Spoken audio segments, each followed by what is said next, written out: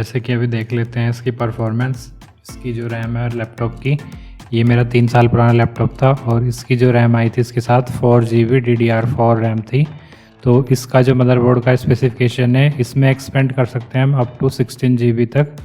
तो ये मैंने 8GB का चिप लिया और उसके बाद देख लेते हैं इसका टास्क मैनेजर में।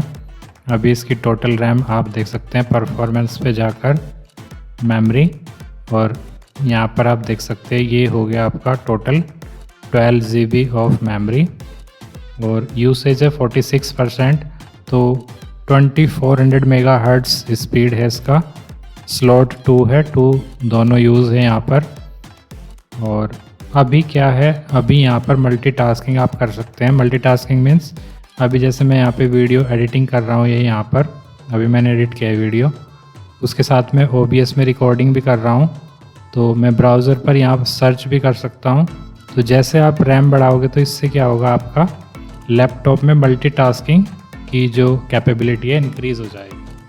पहले मेरा 4GB था, तो 4GB में जैसे मैं करता था यहाँ पर एडिटिंग, तो सिर्फ एडिटिंग ही कर पाता था, उसके साथ मैं ब्राउज़र नहीं ओपन कर सकता था। ब्राउज़र ओपन करते ही मेरे जो विंडो की ऐप थी ये बंद हो जाती थी।